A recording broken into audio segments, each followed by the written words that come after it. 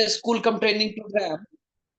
Friends, we are just talking about the sustainable and renewable energy through maize in half an hour or so. Okay, and then we will have your questions, which will be very valuable for me to improve the understanding on this topic, that how maize we can go for bioethanol production in our country, and what are the pathways, what are the different advancement we have done. So if you see the usage pattern for the maize. Currently, we are using around 18% of maize for ethanol and other purposes.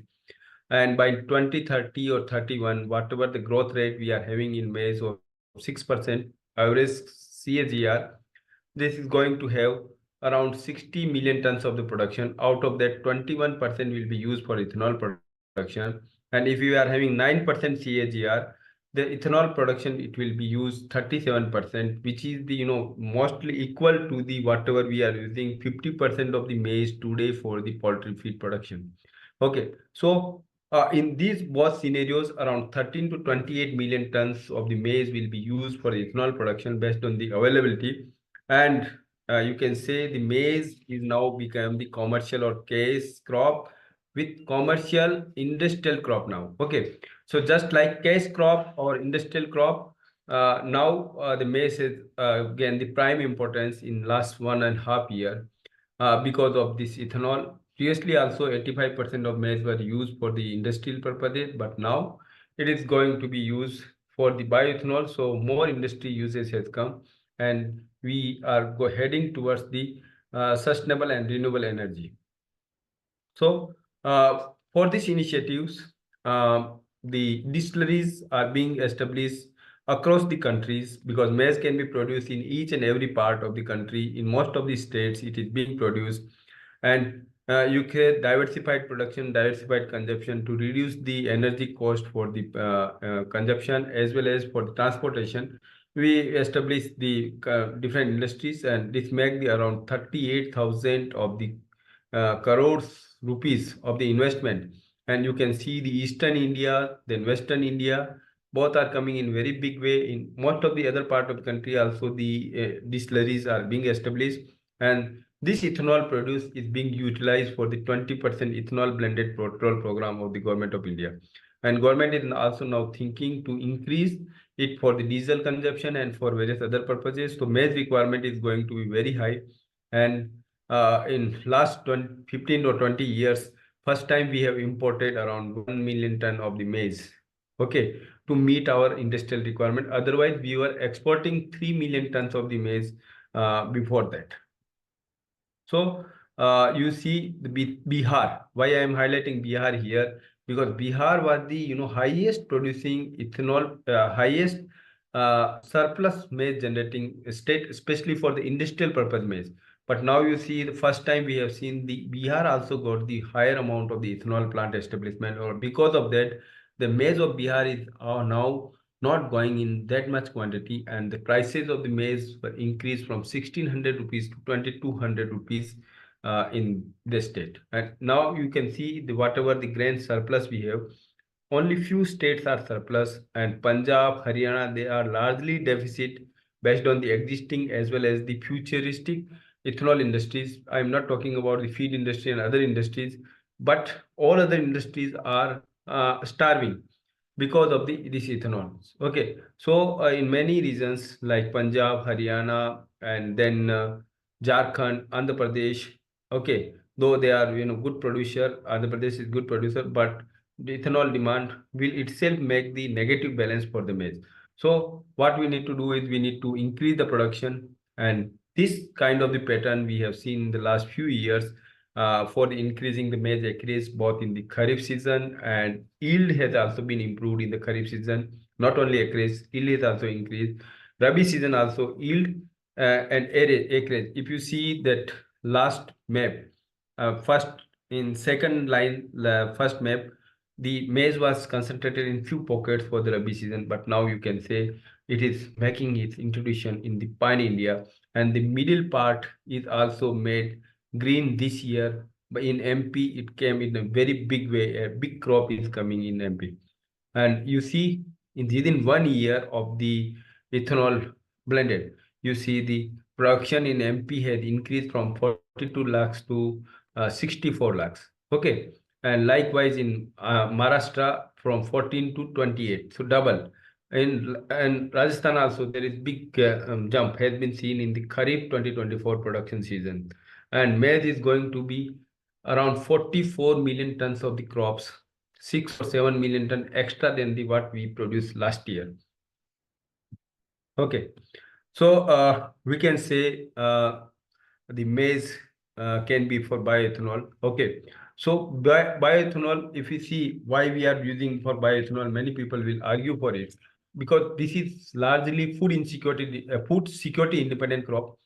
Because rice can be a potential candidate, but if we are using rice, it is having a food security concern, and it has high productivity potential, high production potential, and can be grown in many seasons and many regions, in all the regions with many seasons.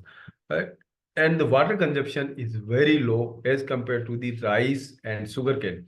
So the competitive crops for bioethanol production is sugarcane and damaged food grains, rice, and rice can also be used directly, but rice prices are higher. It's food security dependent crops. So we go for the best sustainable solutions by this. And this byproduct of DDGS for feed industry can be used.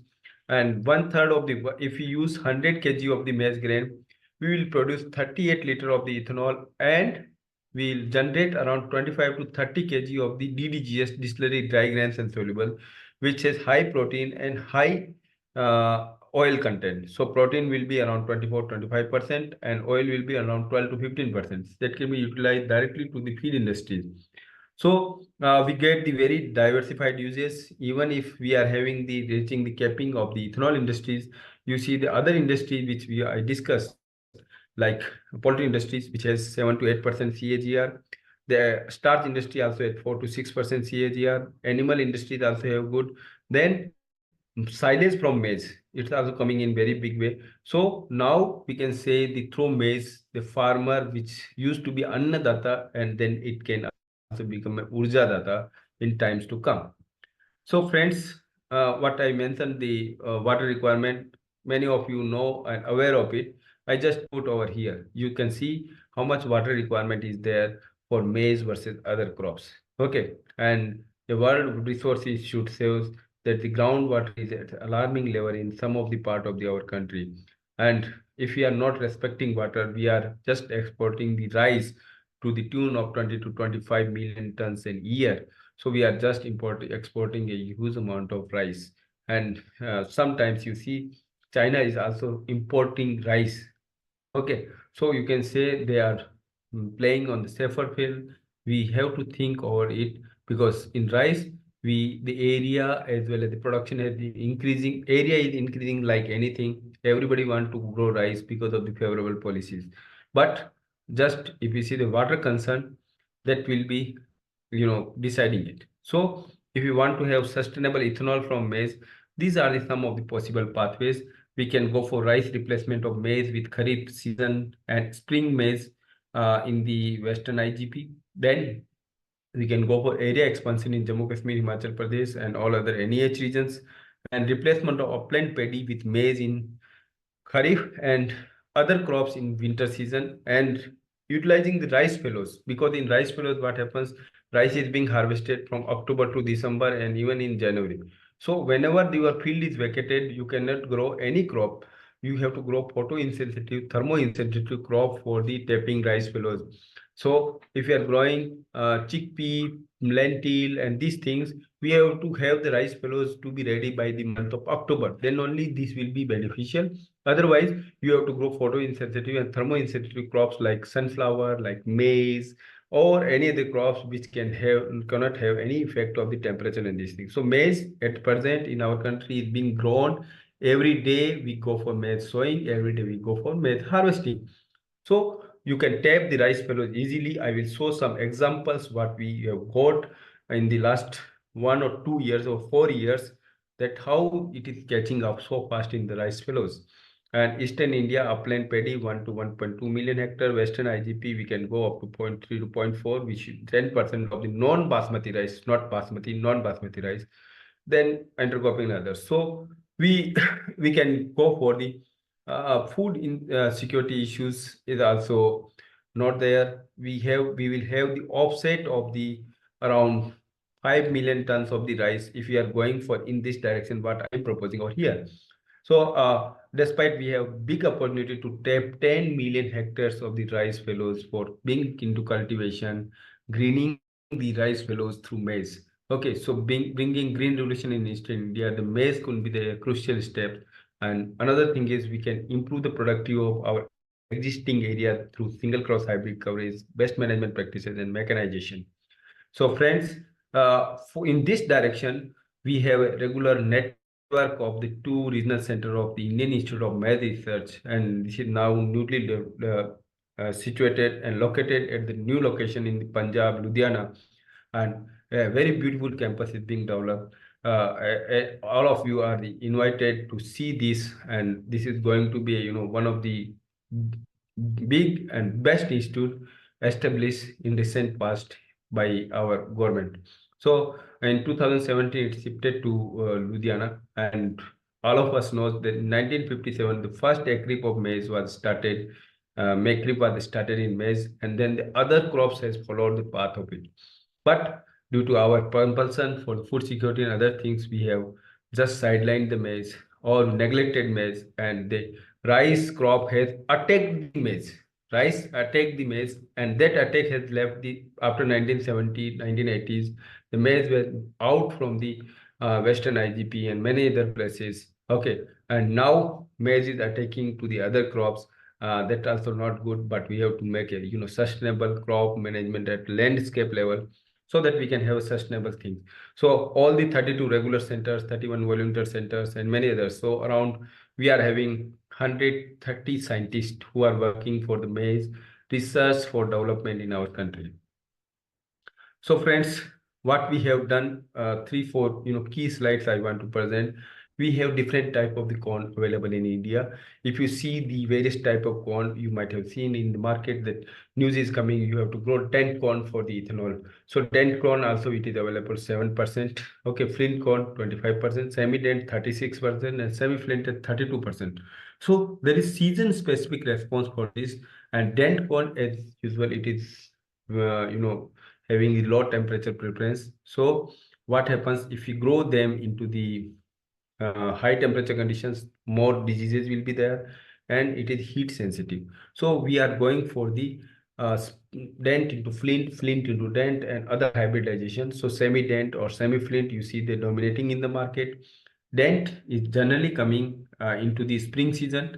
Rabi season, semi dent to semi flint, and Kharif season we are having all mixes of the hybrids. Okay, so if you see the market preference or people, we are the keeping quality is also one of the important things. So which is coming better with the flint maize as compared to the dent maize. So that is also one of the issue because soft endosperm is higher in the case of the dent maize. So that we have to look into it. So we have to what we have to prioritize some of the traits like increasing selling percentage, more endosperm, more starch, bolder grains with high starch. So these all not only for ethanol industry, for the poultry and feed industry also we require starch, not the protein, because protein it is being taken by the soya meals or other things. So deep kernel, then we have to go for temperate into tropical. Temperate maize is dent maize, tropical maize is flint maize. So we have to go for the crosses amongst them so that we can have the Indian adapted hybrids. Okay. So we have also analyzed there is variability of the starch content if we go for the ethanol perspective, and some of the varieties which are flint also coming in high starch content. Some of the dent, semi-dent also coming into the high starch level. So there is enough variability exist in both of the types, dent or semi-dent or semi-flint, that we can harvest go for the more extractable starch for higher bioethanol production and industrial security. We have also identified one of the hybrids for the waxy maize. So the waxy maize high amylopectin content, and that amylopectin breaks into the ethanol very easily, and recovery of the ethanol is around 42% in the this as compared to 38% what we are getting. Okay, but we have to see the productivity of those hybrids. The productivity is more important, and vaccine maize will only be utilized for the purpose, mainly will be utilized for the, except some food purposes, mainly it will be utilized for the ethanol only. So we have to take into that consideration also. So wherever small catchments are there, there we can go for the cultivation of the vaccine maize and other things. So these products are also ready in the pipeline. We are also doing work at IMR on the genome editing, and as you know, the SDN1 and SDN2 different type of the these are non-genetically modified crops. Okay, so there is no issue of the having the foreign gene. So high yielding, high density planting, then having high lignin, which is useful for the giving more ethanol yield, and genomic selection and DS technology. These kind of the things we are targeting, and some of the genes like for the having high kernel growth per plant, and also having the disease resistant for especially bended lip and seed blight, and also for the leaf uh, angle inclination, where we can accommodate more number of plants if, because maize there is no branching or no tillering, so we can go for the making the leaf inclination and increasing more plant. So we are targeting these kind of the genes, especially in our genome editing, to make it successful. And one of the lead we obtained is we have generated the mature embryo bed regeneration and transformation protocol in Indian maize, and now it's working perfectly fine. We have developed the mapping population in some of the mapping population, because this was done in the hybrid. So in mapping population, we got the some of the inbreds which is having high percentage of the use of regenerations. So that will be really useful, and the good products will be coming out of it. Okay. So we are also working for the optimization of ethanol production process and liquefaction, where we go for the 95% and commercially available thermostat, alpha amylase, and other process. So we can decrease the cost of production of the ethanol and also improve the whatever ethanol, because if we see the global level, America produces 400 million tons of maize and around 150 million tons maize. 150 means half of the food grain production of our country, America uses for production of bioethanol. Okay, so that much potential, because consumption of the diesel and petrol, okay, in America and India, there is not much difference. So America, China, India, all are having only neck to neck competition or neck to neck consumption of this. So for green energy, we have that much potential to go around 150 million tons at present level, we can say. Okay, to produce it, and you can save in due to ethanol saving program, we could able to save around 1.25 lakh crore rupees of the forex saving in last few years. Okay, so seed is one of the important key input, and we are just developing the alternate seed hubs, and in we got the good success in West Bengal, and I'm just putting this on record that the public sector hybrid at present we are having 20 to 25% coverage, and West Bengal is a state which has the highest productivity in our country, around 7 tons. Average productivity of world is 5.7, okay, 5.8, and our is 7 ton, and this is the place where the public bred hybrid are mostly used. Most maximum use of public sector hybrid is in West Bengal, highest production. So we cannot say that we don't have the good and productive hybrids, but we have to take to the farmers field through the seed production. So all the national seed corporation, state seed corporation, any persons who are dealing with it, if they are there in the audience, I request them to go and increasing the seed production. Our institute will be very happy to facilitate them. We will visit as many times as you will want. Okay. Some of the production practices that we have to take care, like we have to go for the sowing of the maize, and there we can have the two criteria. At the time of sowing, there should not be less than 10 degrees centigrade temperature. And after sowing, when tasseling happens, tasseling male flowers comes. So at that time, there should not be less than 10 degrees centigrade temperature and more than 35 degrees centigrade. Less than 10 degrees centigrade, there will be no pollen shedding, and more than 35, there will be pollen burst. Okay, so your tassel will be blast, no pollen shedding will be there. So otherwise, you can take in any season, any region, anywhere, and as it cannot tolerate waterlogging. So we have to avoid the waterlogging areas for this, and must have the provision of the ridge flow planting if some amount of waterlogging can be there. So ridge flow planting can be done in the monsoon season, and uh, if possible we can go for 12 to 15 days early planting. Otherwise there is no need, because we have the good amount of the mechanized maize cultivation and without drudgery reduction practices available in maize as of now. So we can go for 3 season: Kharif, Rabi and Spring. And there is post rainy, post Kharif, post Rabi, post Spring is also there. So this is the one of the important thing we have to take into consideration. We have to go for planting of the maize on the ridges in rainy season. That facilitates the water conservation as well as drainage. And the paired row planting, 30 to 40 centimeter distance between two plant rows, and after that 90 to 120 centimeters. So it is very good to harvest the border effect, and you can have the more yield. What we found that square planting, 35 to 40 centimeter line to line, plant to plant, and between you can go for the any kind of the power weeder and others. So that is also coming so good. So we have very seeding machinery, right from the single ladies. They can have the jet planter, then this wheel based roller planter, and raised bed maker cum planter, and pneumatic planter. So the pneumatic planter, where we go for the suction based, not the roller based. Whatever yellow wheels is there, these kind of wheels are not there in this whatever tractor the person is operating. So all the parts in this pneumatic planter are stay alone. Okay, so it can adjust the various undulating geography, undulating topography, and it will go for the planting seed at equal depth and also equal distance. 17 centimeter means 17 centimeter your seed will be go. 15 means 15 centimeter. Okay, and there is no chances of the having no seeding. So this is the best way. If you are establishing this crop, plant population is big assured.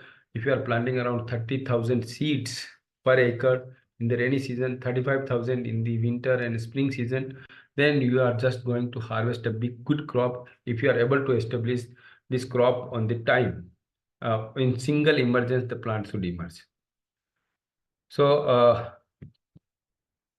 friends, one more advantage with the pneumatic planter is you can go for the planting of the crop. You can see the beautiful crop that lie in the lines, and it makes the small amount of the furrows. And this furrow can be acted as irrigation, and it can irrigate to the both the rows on the side of the furrows. Okay, so in small furrow you can go for irrigation. Okay, and you see then how the plants are being placed. Okay, and if you see the whatever this person is putting seed, and after that you see the you can plant 25 acre in a day by using pneumatic planter. In normal planter you can plant at the max 12 acres or 15 acres, because you cannot run at this fast. So whatever speed you will run, you will able to plant it. Otherwise in planting we have to go for little slow speed.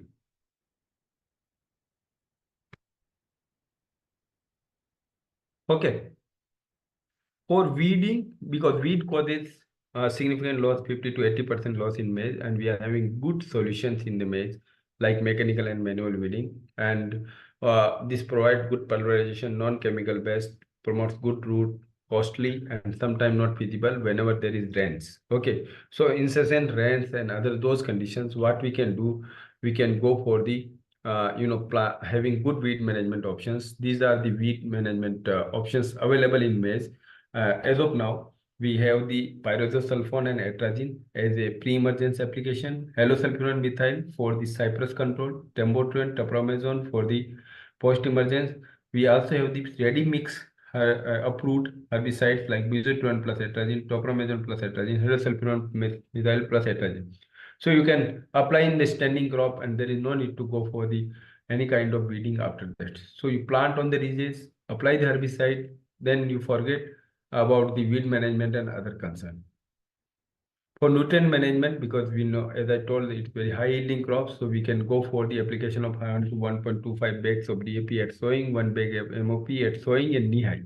So split application of potassium is beneficial in case of maize to improve the kernel size and whatever kernel abortion is there, that can also be reduced. So we can go for the many split application by using drip irrigation in the fertilizer. So application at the V7 stage, when we are having 7 to 9 or 10, 12 leaf open, 9 to 12 leaf open. At that stage, we have to go for irrigation, no weeds, and also fertilizer application, because at the time your panicle initiation in the maize takes place, and that decide how your crop will be there. Okay, so we have to take care at the panicle initiation stage as well as at the reproductive stage, so that your grain filling is perfect.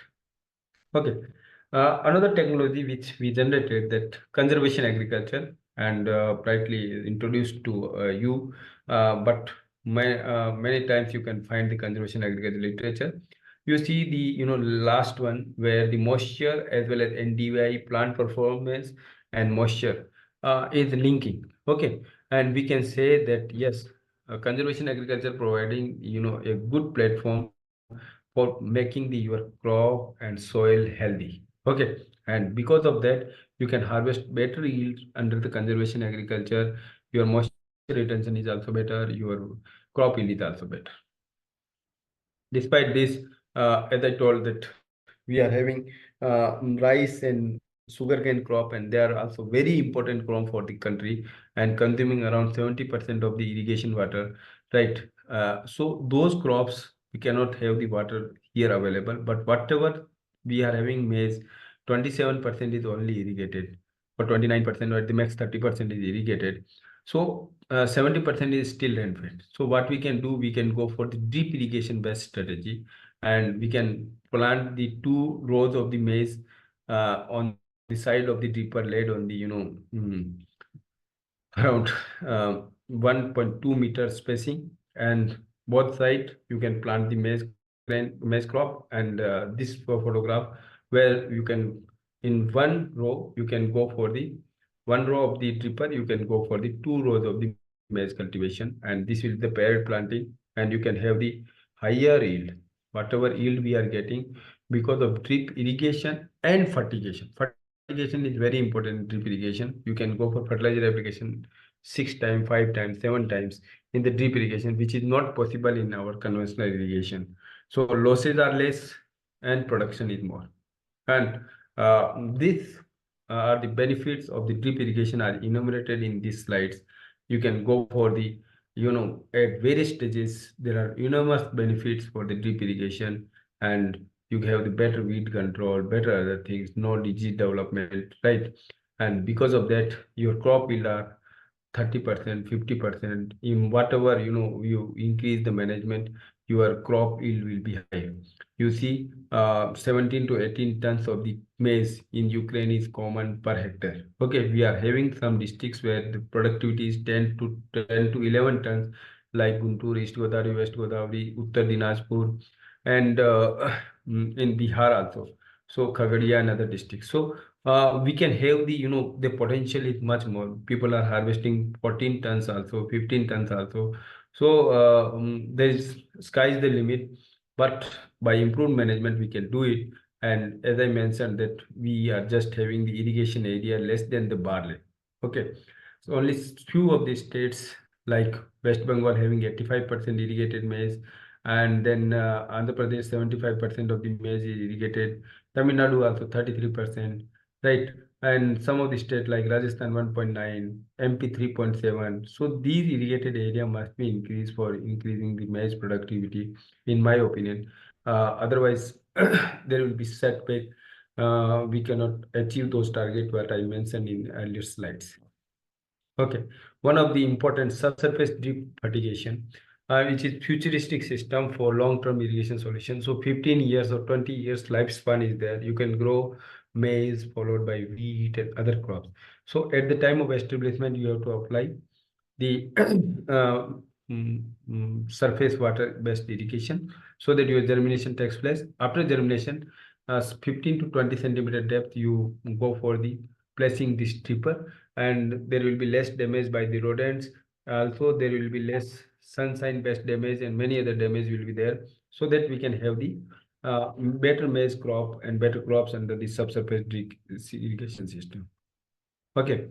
if we go for the wood, whatever Dr.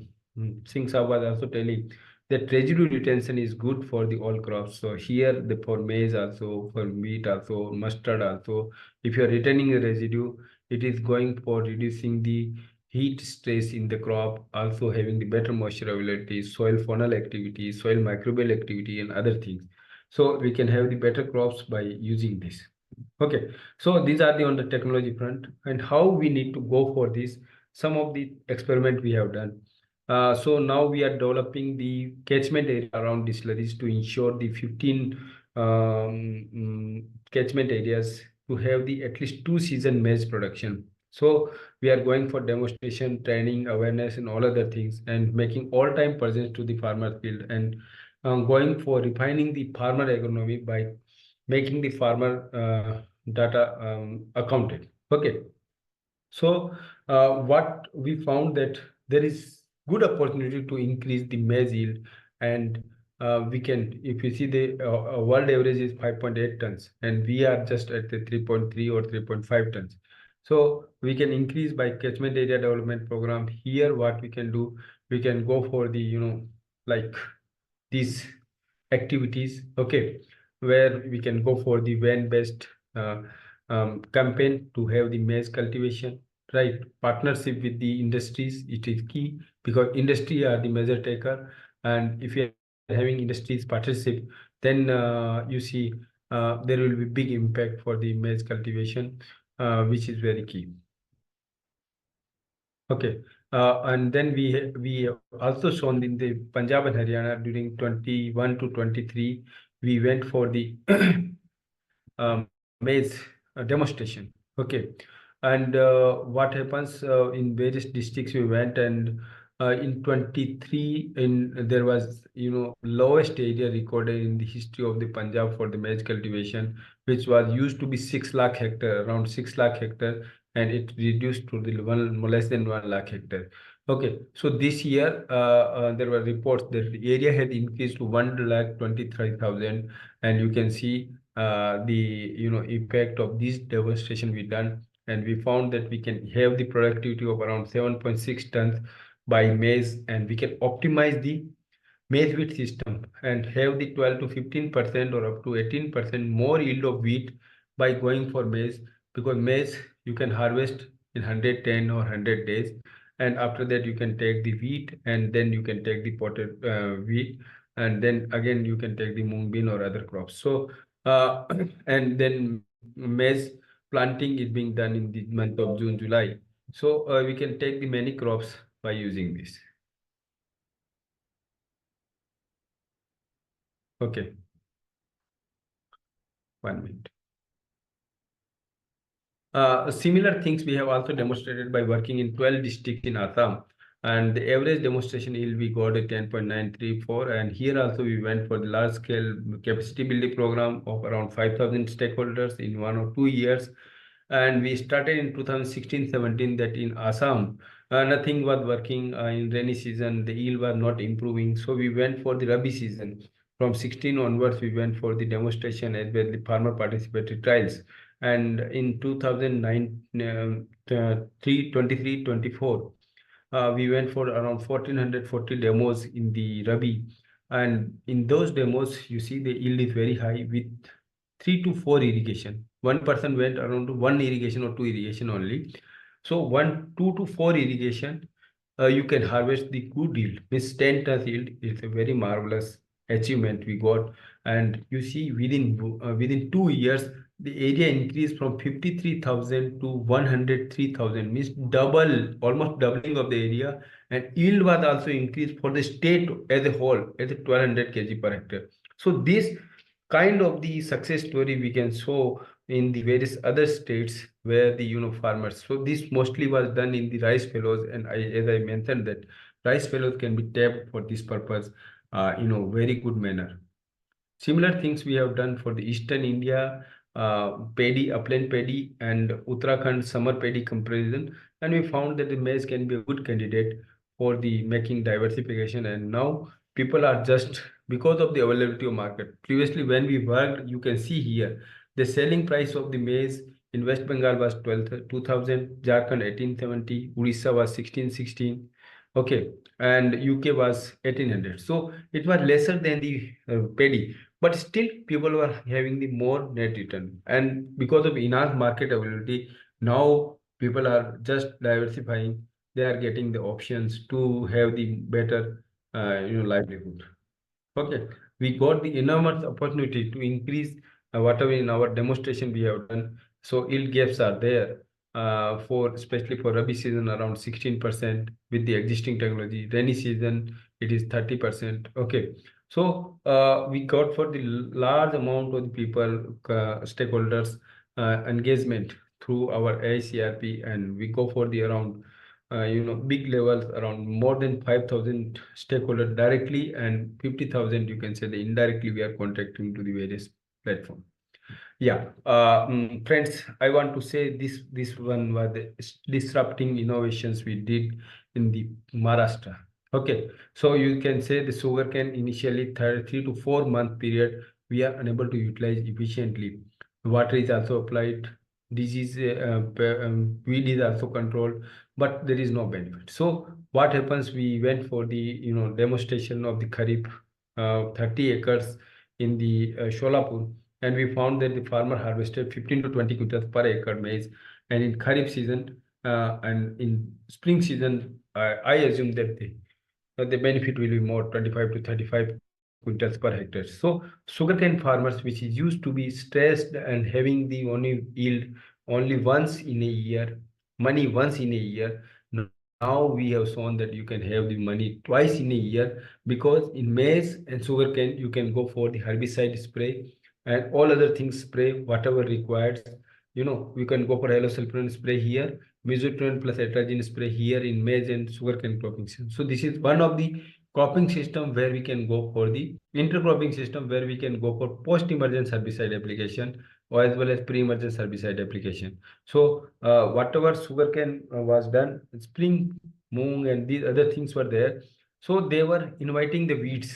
More weeds were there. That's why sometimes the farmers were not preferring. But now we have shown that yes, whatever you are doing in sugarcane, you do it. Don't affect your sugarcane. In between, we have to adjust the 1 or 2 rows of the maize, and this is going to be coming in a very big way. Another thing is now maize is totally mechanized. You can go for the seed to seed mechanized cultivation, and you can save the seed cost as well as the various operation. This is one of the important thing to have the sustainable production of the maize for the industrial security, because more than 90% of the maize now being used for the industries. So we have to go for aflatoxin free maize production. Aflatoxin is one of the toxin which is carcinogenic in nature, and it is not suitable for the ethanol industries, and feed industry not at all suitable. Ethanol industry not suitable because it DDGS, what I mentioned, 25 to 30 kg we generate from 100 kg of grain. That DDGS is being used for the feed industry. Okay, so we have to go for the aflatoxin free. We should not heap the crop. Okay, we have to go for better pest management, no drought, insect, and others we have to go for. Okay, so that there is no exposure of the plant grain to the environment, so we can have the better crop over here. So you can harvest like whatever I have done here, just shown here. The above crop portion you can harvest detopping, we say this, and this you can feed to the animals, and you can allow the cob dry over there itself. And below there is portable dryer is there. Today PAU have also got a patent for the portable dryer that can be used, and that dryer use and these things will be very good. We have to propagate that. There is no other solutions are there for this problem. So no heaping, so better drying, 14% moisture. You can assure your procurement at MSP, as government has also announced that NCCF or NAFED will purchase all the maize grain being produced. So that is giving big boost, and farmers are now having over the MSP prices. Okay, so in nutshell, these are the priorities for sustainable bioethanol production. For research, we have to go for high yielding and better ethanol recovery hybrids, better DDGS, which is byproduct of the ethanol industries. Then catchment area development around distilleries with best management practices. Then genome editing, genomic selection, DS technology, sustainable package of practices, new and additional ecology, lot disruptive innovation are just one for the sugarcane. Like that we have to do. Then seed production, which is of course a big things. We are having around 1.5 to 1.7 lakh tons of the seed produced, but the potential for the maize seed means requirement is 2.5 lakh tons. Okay, so we need to hope for more seed hubs, more involvement of FPOs, and then Bharti Bees Sehkari Samiti Limited and others to seed production. And then partnership, of course, is very important in this important initiative. So we have to go for public-private partnership, private-private partnership, where the ethanol industries can go for the input industries. Okay, and ethanol industry can also link to the feed industries, and drying facility and silo integration, ethanol plant producer linkages, machinery hub producer linkages can be done. And the important will be the scaling up of the BMP through awareness by agri innovation platforms. We can establish the agri innovation platforms where we can show that how much best yield you can get in the all regional level.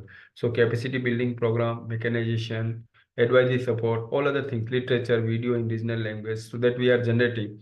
And you will see the 7 8 different flyers are being generated on these purposes to do the same. And thank you so much for your patience listening. I will be very happy to answer the queries of the respected audience.